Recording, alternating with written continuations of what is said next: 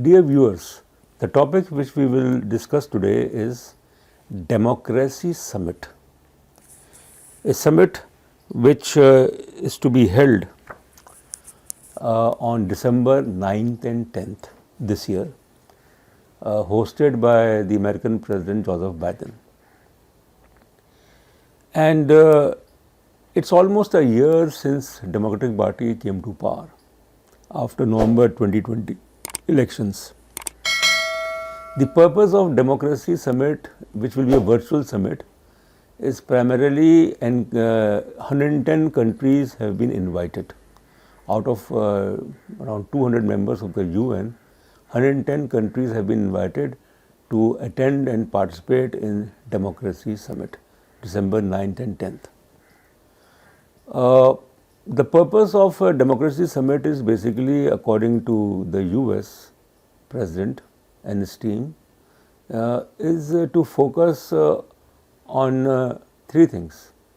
The first is preservation of human rights. The second is to eradicate corruption and nepotism. And the third thing is the rule of law and democracy. There are several questions which may be raised pertaining to Democracy Summit. The first is that some of the countries have not been invited, rather many countries have not been invited.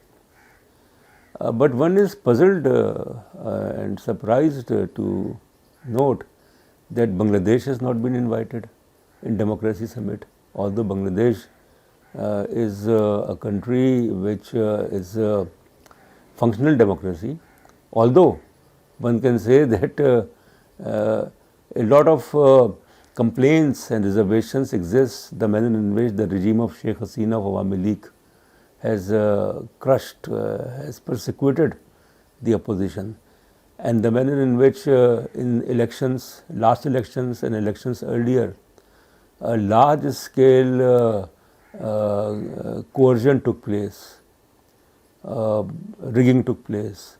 So, but then the other countries have not been invited, which is certainly it's understandable, like China and Russia have not been invited. In South Asia, almost all the countries have been invited. India is there, Sri Lanka is there, Nepal is there, Pakistan is there. These countries will be a part of that summit. So, the question is that to what extent the Democracy Summit will yield positive results.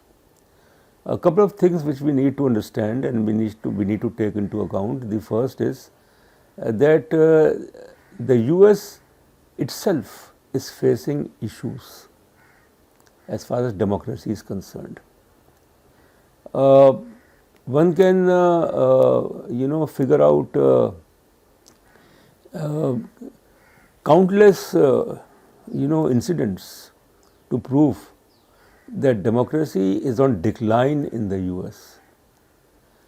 In terms of the rise of ultra-rightist groups in the US, and what about the racist, the surge of racism in the US, and how the Republican Party under Donald Trump, it compromised on democracy. Serious human rights violations, certainly there is no doubt about it. The US as an occupant country, superpower in different parts of the world, and how it violated human rights. What about the Guantanamo Bay, a disgrace, for the US. Abu Ghraib jail when it was occupying Iraq, or the Bagram Air Base in Afghanistan. So, it's not that the US is a democracy, no, it's not a democracy per se. By the way, women in the US, they got voting rights in 1920s. Before that, women had no voting rights in the US. Afro-Americans got voting rights, civil rights in 1965. So, it means that till 1965 and before 1920s, only the white males in the US were eligible to vote. It's not democracy.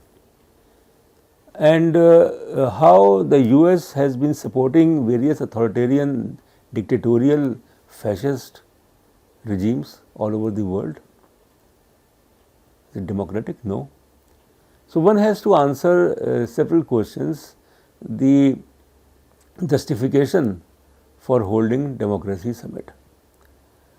The second thing is that which was also stated by the then former American President Barack Obama during election campaign in 2008, that the US will play a leadership role all over the world, will try to help promote human rights, protect human rights and democracy. The same was said by Joseph Biden during his election campaign. So basically the thing is that under Joseph Biden, the Democratic Party, the US is trying to assert its position, is trying to primarily lead the world, what it called as the free world. So this is one thing which we have to understand, but certainly to expect that the Democracy Summit of December 9th and 10th will basically yield positive results, that is not possible, because the US itself is passing through a grave crisis. It's an economic crisis, it's a political crisis, and then of course it's not the world what it was 60 years ago, 70 years ago after the end of the Second World War. The US is facing serious challenges from Russia and from China.